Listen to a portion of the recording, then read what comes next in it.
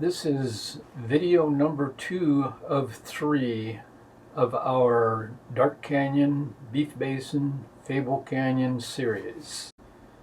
This video will take us from the Big Notch down Elk Ridge into Beef Basin, where we encounter our first Anasazi Cliff Dwelling that we get to go explore, and also our camp up Ruins Canyon and meeting with Heidi, the owner of the Dugout Ranch.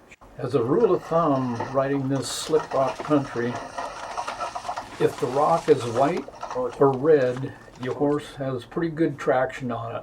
If it's black, don't chance it. As a second rule of thumb, if you see your horse or your mule start to weaken in the rear end and start faltering, cut loose or bail off, because they tuck their legs in and roll down the hill like a 55-gallon barrel.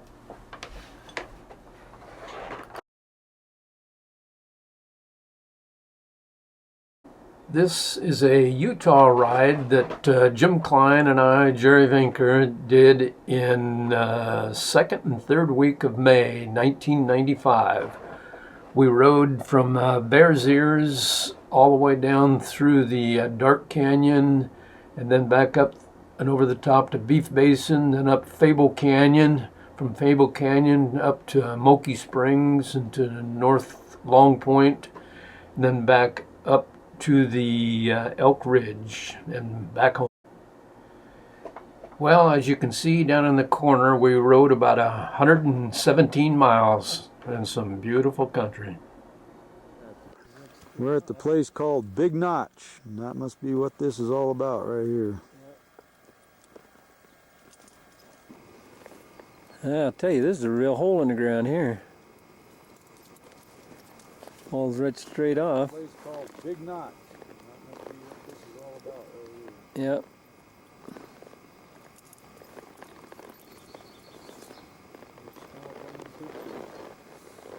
Animals are... Well, it looks like we're riding right up to the top of the world here, and the whole thing just falls off. Christopher Columbus was wrong. Whew. Well, this is giving us a look at the canyon we just come up out of. You can see all the arroyos, the top end of those arroyos we were riding up through. Way down there in the canyon. We were like rats in a maze trying to find our way up through those things and out over the top. Riding up through those things. Where our truck is setting is that farthest ridge clear over there, the farthest one you can see. Well, we're in camp number 3. Yep. And the tent's going to be going up right there. And out over here we got a spectacular view out this way, camping on top of the mountain tonight. You see it dumping rain over in the distance over there. Camp number 3, horses are out grazing. Now look at our front room here. Jim's sitting out on the veranda.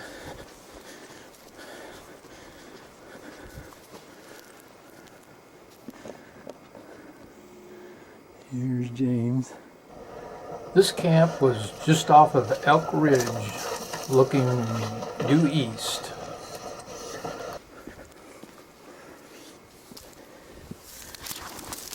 Yeah. And there's a deer. That's a Bob Martin sized deer. That one, old fuzzy little guy. We're heading down the road here, down to our other trailhead. We just passed horse pasture trailhead right here at this Duck Lake, so we know that horse trail pasture trail does come through from the bottom. And we'll head up here, and there's supposed to be a dugout ranch, and just putting it here on the recorder for memory. All the ground when you get off the road is really super soft, so you got to kind of stay on the road or trail. And no vehicles in here. Well, we're at the Manti LaSalle guard station called Gooseberry. And it's way down the meadow down there. I don't think we're going to ride down to it. But Beef Basin. Probably hear a little wind blowing. Overlooking the we're going to go down through that far valley over there. right.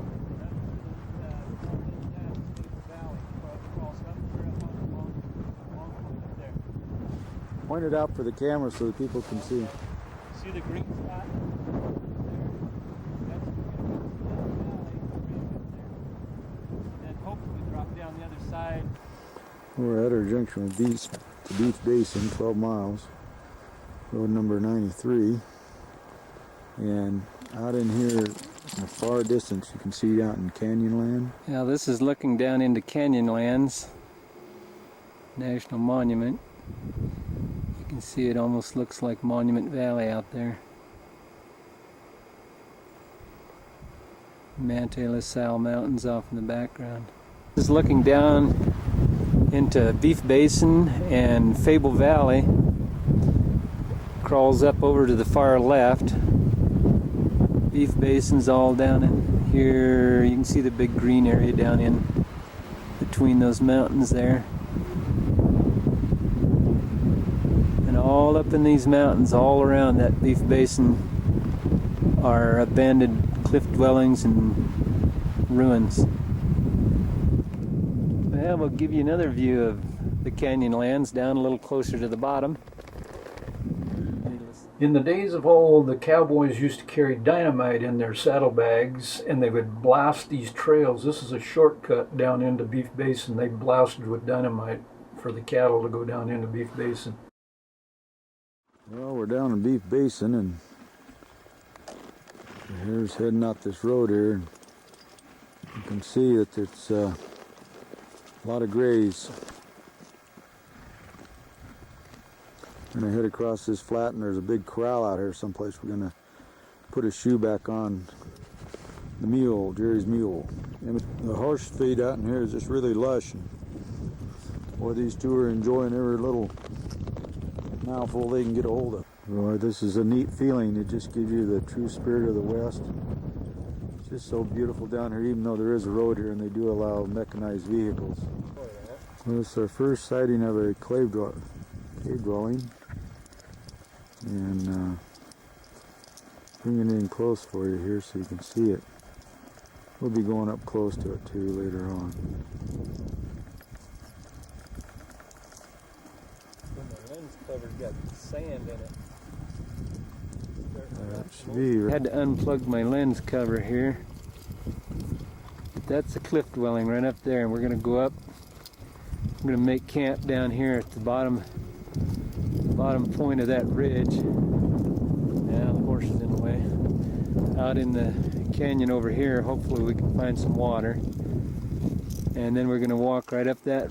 We're going to get right on the tail end of that ridge, walk up there, go up that ridge, all the way up, get on the top of that shelf, and up to that level right there. Okay, yep, we're getting ready to jump in this tub.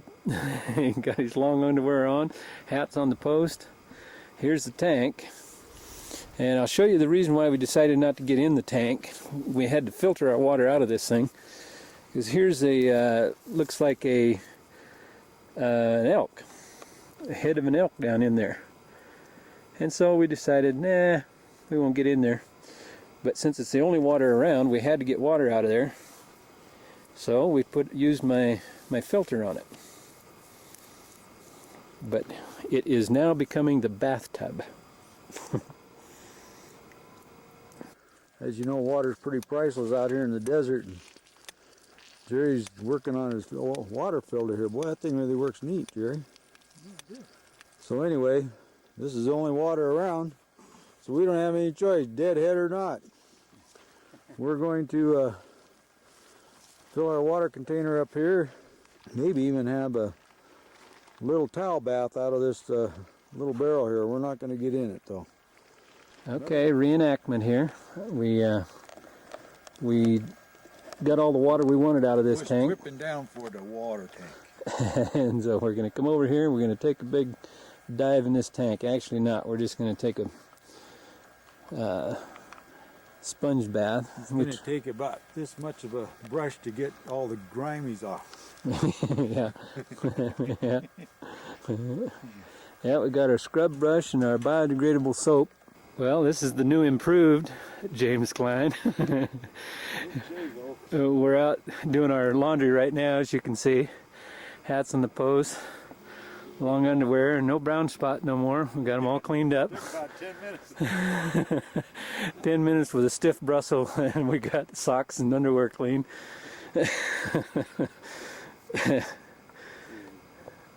Well, I guess it's time to go back and fix dinner. Well, there's Chinese laundry heading back to camp.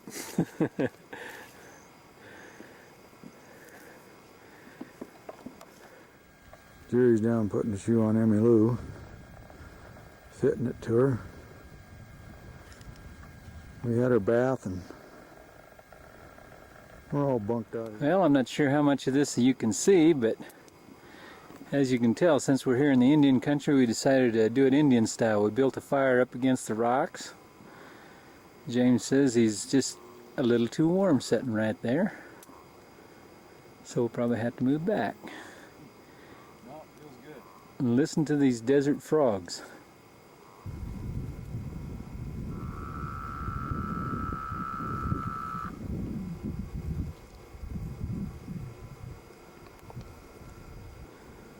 Well, we're going to try and catch the thunder and lightning out in the rear, back in the Canyonlands. You can hear the frogs.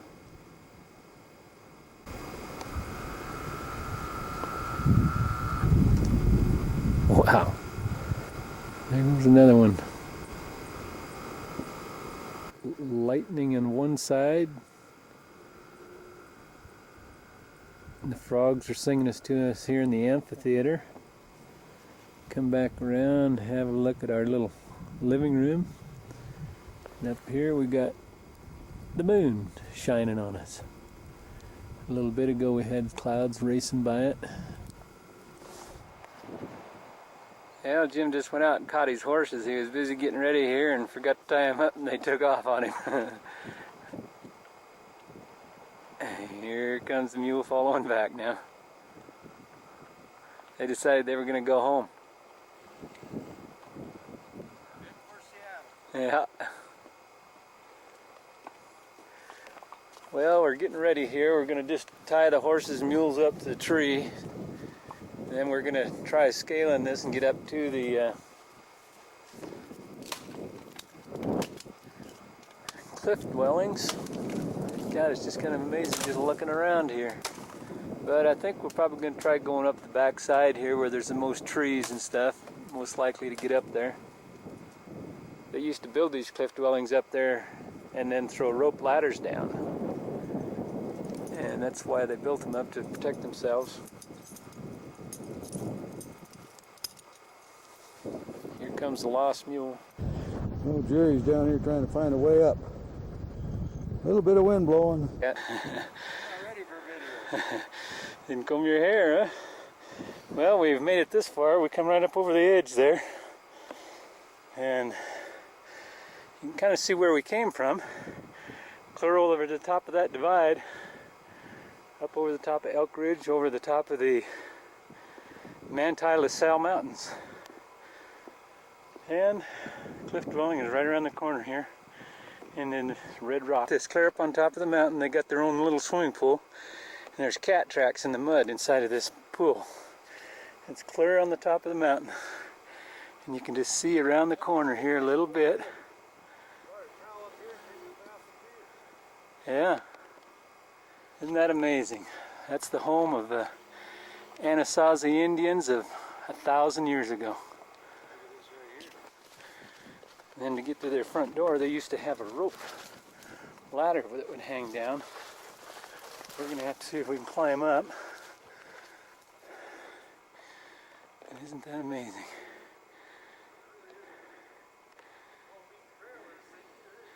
No. They haven't been home for 1,000 years. So the well-beaten trail is gone. Yeah.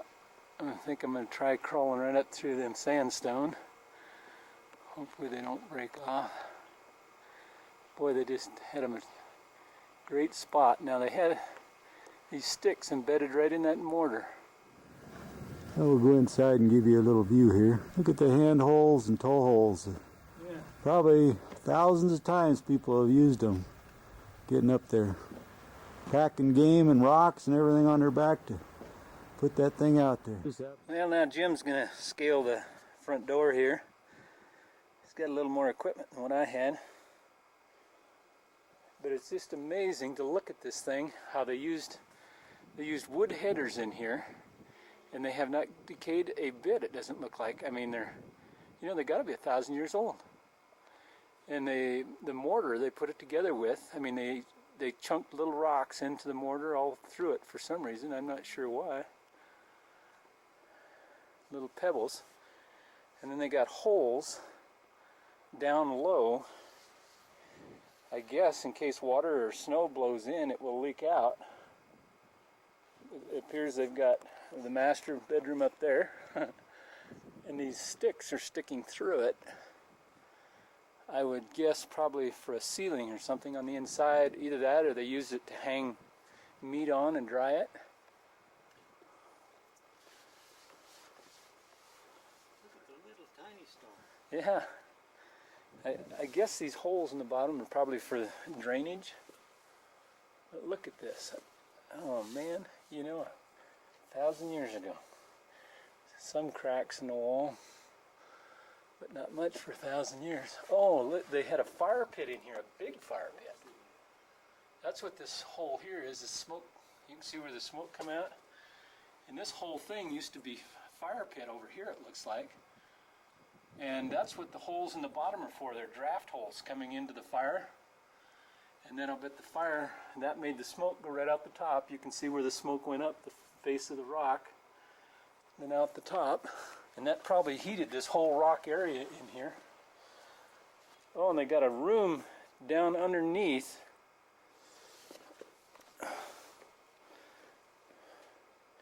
With a little patio on top of it.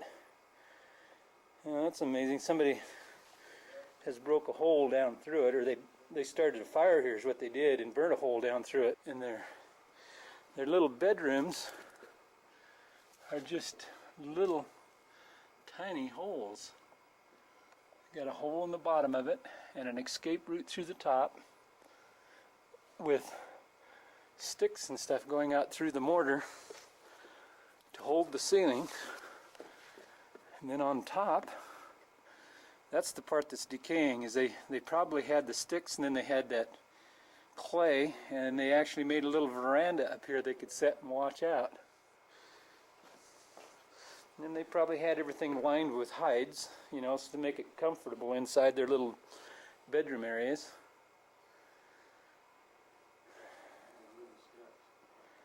Yeah. And what a view. Boy, it'd been pretty boring up here though without TV, wouldn't it? Not a lot of rooms. This old wall is starting to give way out a little bit. Crazy people have been walking on top of Yeah, well, somebody started a fire right there is what they did. They probably started a fire and they camped right here. That's a shame. And then they caught the beams on fire down inside. Yeah, they had them a pretty amazing view right here. They could see any of the deer and elk and that as they come into their meadow.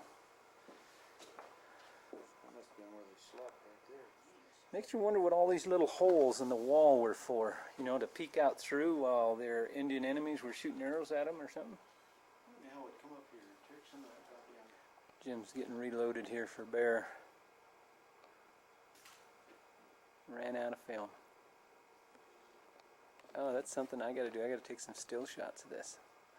You look at this and you can see their fingerprints right in the mortar. And their fingerprints are about half the size of our fingers. They're like a child's fingerprints. I tried to put my fingers into the slots, and they're just almost like, and so you can see right there, you can see all their fingerprints where they tuck that mortar right back in. Chinked it, I guess they call it. Pointing, as Greg might call it, or brick mason. Come around here and you can actually see a palm print right there You can see where they push that mortar back in. You can see their whole palm. Little thing. Well, Jerry's coming up to the upper level here. This is the way they used to come up. Come up on their little veranda. See the stone slab they had, and then this is a little gateway they had coming in right here for flat little shelving. For getting into their upper... You can see their fingerprints in the mortar. See, you can see the little fingers right there. Yeah. Their fingers are much smaller than mine. Point over to the right of you. Yeah, you can see where their little fingers here, my fingers won't even fit into those holes. Their fingers are smaller than even my little finger. See, there's finger holes in there where they push that stuff in. Their fingers are just like a child's. What I've done is I've stuck my head up through this hole, as you can see, and this is the bottom side of their little bedroom in here. You can see all the limbs and that laid above, and then they put a clay floor on the top. And then they made him a little floor in here, and I imagine they lined this all with furs and lived. Like Jim said, man, I wonder what they did when they got old. You'd have to be really agile just to go home. But I'm sure people are kind of amazing looking out the view they've got. Into my bedroom, girls! Come to my bedroom! Jim's going down into the master bedroom, checking it out to see if there's any spas down there. See if they got a jacuzzi maybe. It's a wonder there's no carvings on the walls, you know, inscriptions or something. See all the fingerprints here too.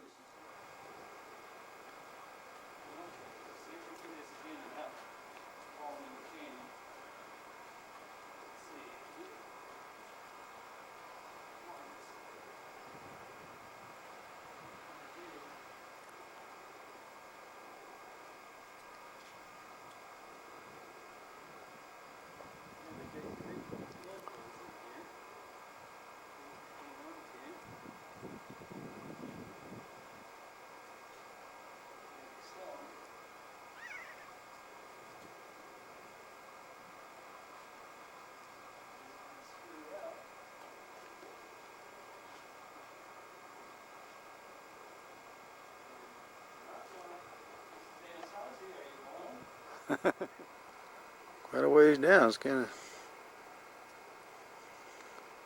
tricky pull across there.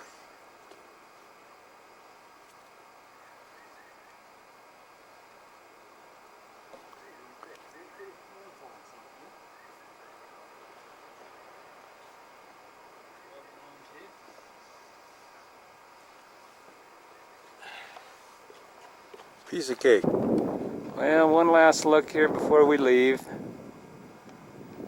Jim's getting ready to take off, go down the mountainside. Okay, Jim's been in visiting the local Anasazi family, and he's just about ready to leave now. They've invited him to leave. He's ate everything they got in the house. And they wouldn't even put their ladder down for him. He's going to have to crawl out across the cliff on his own. Yep, the bad guys are coming up the hill. Okay. This is a little bit hairy getting out across here. But there are handholds all along for you to hold on to. Been easier if we had tennis shoes to get these old hard sole. Maybe even bare feet, huh? Yeah. I think I stepped down there onto that next step down, if I remember right.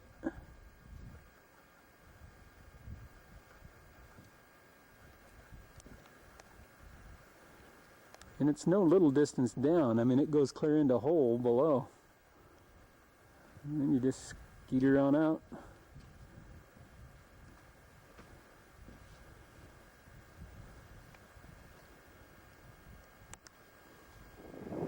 And they got their big veranda out there with their swimming pool. Swimming pool right out on the point. It would not meet OSHA though, because they do not have a rail 36 inches high, with no spot more than 6 inches in diameter. Boy, isn't that pretty. Look at the clouds moving out across the desert down here. The wind's blowing them away. Well, there's our horses right down there. Pretty well camouflaged. And it's going to give you a look at this rock bluff that we go down off of. Kind of skivvy our way down. Canyonlands. That's where all the lightning was last night. We come down from our exploration, and little darling's just laying here taking a little nap. She decided it'd be nice just to lay here in the sun and relax a little.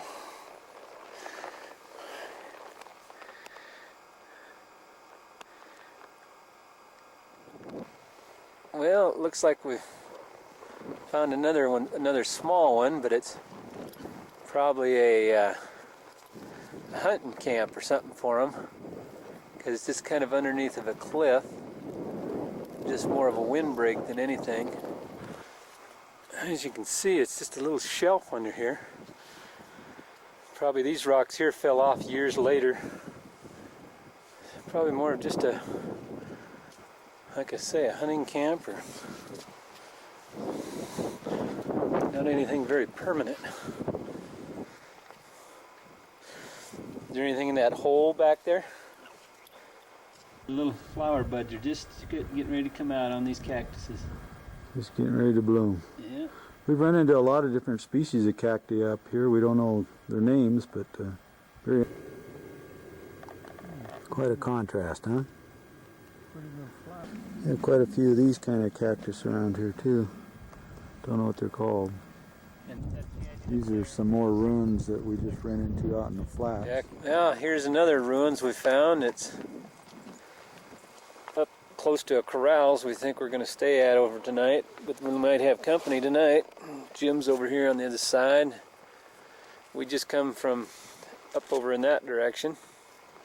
This looked like this was a pretty good sized ruin here. They had doors coming in.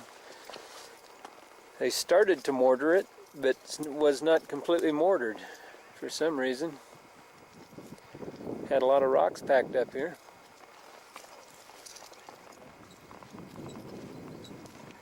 Well, Jim was just noting the window on this one is pointing right the direction towards that other cliff dwelling that we were in over there, so they could signal back and forth to each other. And with the dwelling that we found on the other side of that mountain, we found the little cliff dwelling in between. It's right in line of sight with this one, so apparently they were using for some kind of a signaling, so they could signal back and forth. I guess that was their form of telephones. They'd signal back and forth. Well, Jerry just let me through the gate. We have someone's horse here, corrals here, and they got a big old military truck and a tent and a structure up here, so we're going to go up. Well, we saw a spotted owl flying by, so we thought we'd see if we could do everybody a favor in Utah and stop it before all the conservation and ecologists got involved. Well, we seen this spotted owl flying by. We figured we better stop him before all this ecology stuff got started here in Utah. Hang on. Whoa, we had a rodeo. Mule went this way and the horse went that way, and the slicker went in the creek. Pretty good timing. This is a slicker. Come here. Stop it. Not gonna hurt you. They're smelling that owl. Interesting little wreck.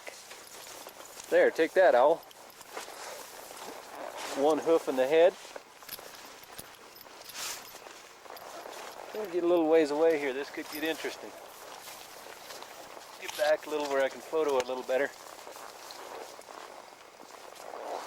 They got an owl in the middle, slicker in the front, and a wide-eyed mule in the back. Things could get interesting.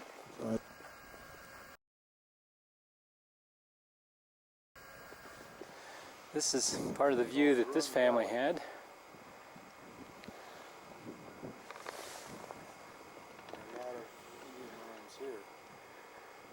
This is called Ruin Canyon. I'll show you where we're camped.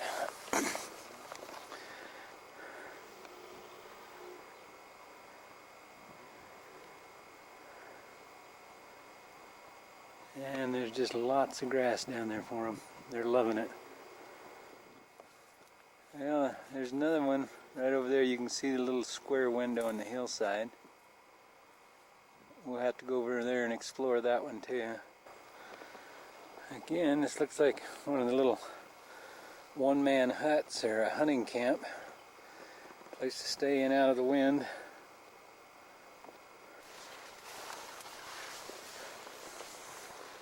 Well, you can see where they had fire in there all over the ceiling. Huh.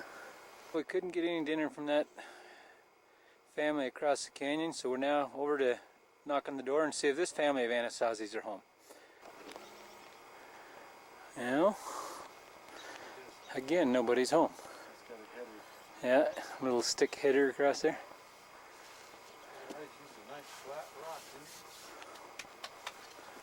Yeah. Oh yeah. Bat shit all over the walls. Yep, the bat's been inhabiting. Yeah, they did. They had a little platform up here. Looks like the mortar has kind of decayed away over the years, but again, you can see this guy's little fingerprints all over the place. This gets a little more weather here. It's weather beaten. And there's our camp. Right out over there, and horses are all content. In fact, Yubi's just standing there now. That's amazing. He's usually hogging all the time. Or no, that's Elu, I guess. Yubi is eating.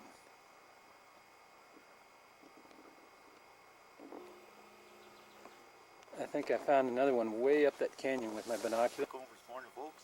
Yep. At least I hope I do. Yeah, we had a real serious contemplation here last night. We spent about a half an hour trying to figure out what day it is.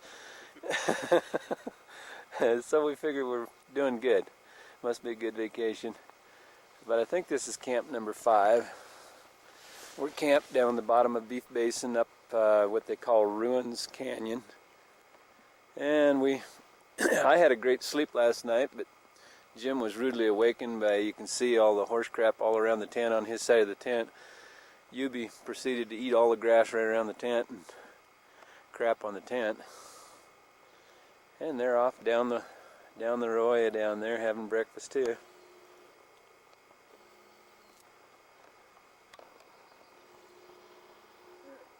Oh, the bird flew away. Yeah, I was going to show you a bird on top of little Darlin's back sitting up there.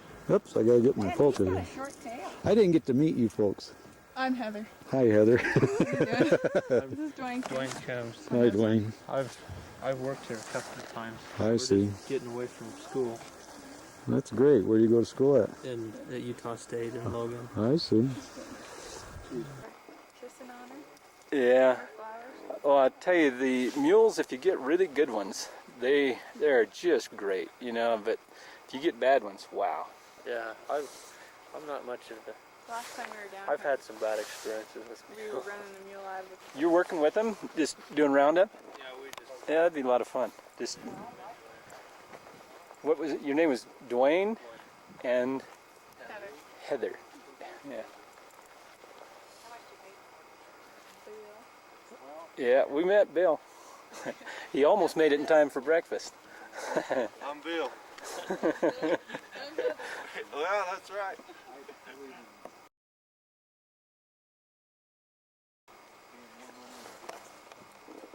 Yeah, this is Heidi Red and her spread that was on the last of the cowboys. We're having a nice visit over here with her. It's really, really pretty special to get to meet her.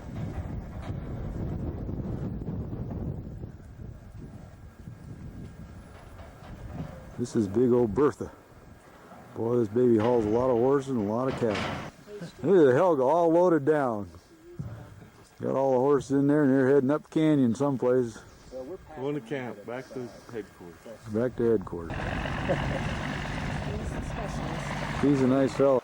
Well, here goes Helga. Bill says that she gets him in places that he shouldn't be.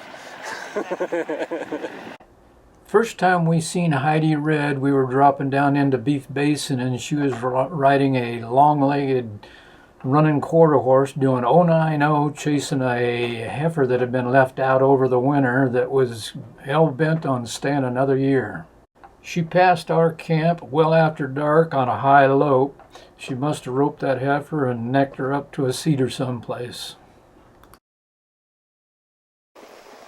Yeah, one thing I thought I'd record before I forget it. Heidi owns the Dugout Ranch. She has 6,000 acres of deeded land and 350,000 acres of rangeland. They bought it all for $1 million. She was just offered $9 million for it here last year. Or no, 2 years ago they said. And she turned it down. She said she wouldn't know what else to do. Well, This is the headquarters of Heidi Red's Dugout Ranch. Here's a little bit of history on Heidi Red. Heidi Red's life and work at the Dugout, blending ranching tradition with conservation advocacy, have been widely documented and celebrated, including her induction into the National Cowgirl Museum and Hall of Fame. The Dugout Ranch is a historic cattle ranch. The region has been used for grazing and ranching since the late 1800s, when cowboys first began running cattle across the rugged terrain around what would become Canyonlands. For decades, it was owned and operated by members of the Red family and descendants. This is Heidi Red's legacy to all of us. To read this to you, it says newspaper rock is a petroglyph panel etched in sandstone that records approximately 2,000 years of early man's activities. Prehistoric people's property from the Archeatic, basket maker, Fremont, and Pueblo cultures etched on the rock from BC time to AD 1300. In historic times, Utah and Navajo tribesmen as well as Anglos left their contributions. There are no known methods of dating rock art. In interpreting the figures on the rock, scholars are undecided as to the meaning or have yet to decipher them.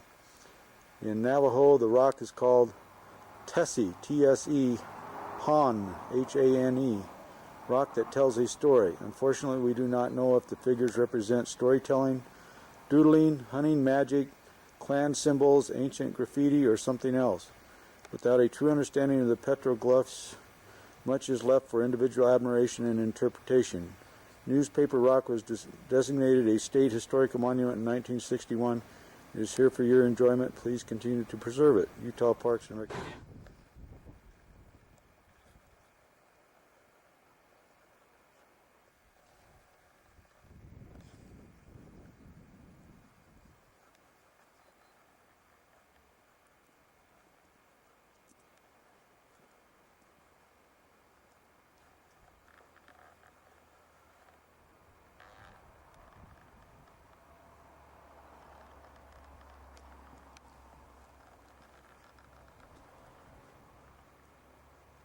we're riding out across the cattle road here through the bottom end of Beef Basin. We're going to go out far end of it, about 10-15 miles down that way, and go up Fable Valley. That was a great experience meeting Heidi. She's one of a kind. She is a real cow woman. But at any rate, we're going out across Beef Basin now, and it sure is pretty day. Here's me compadre back here following. Yeah, Jim said that this feels just like the real old West, and it does. Talking to Heidi there, and she said that this valley has a residence herd of deer of about 2,000 that just lives out here. Most of the time they move up into the foothills. And there's the little ruins there, and then just off to the right, there's another one back in there. We'll ride up to the base and have a look at this one. Well, one thing I've come to the conclusion The Anasazis like a view. They seem to always build their little buildings where they have a view. And then they had a neighbor over here, looks like. Someplace, maybe. Oh, there it is way on over.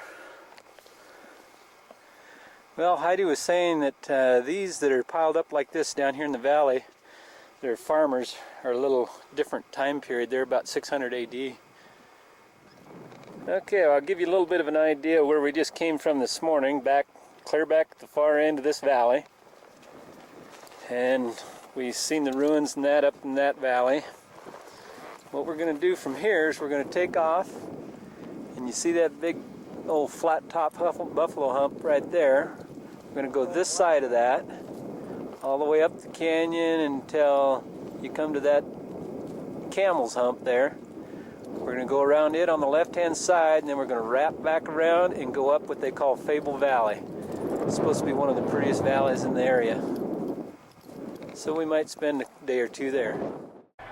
This is the end of video number 2 of 3 of our Dark Canyon, Beef Basin, Fable Canyon series. Video number 3 of Fable Canyon is up next. Like my all-around cowboy friend Pete Peterson would say when it was time to leave our Squaw Creek Winnahaw camp, roll up them sleeping bags, piss on that campfire, kick that yapping dog, and let's ride out of this canyon. So long, partners, until we see your dust again.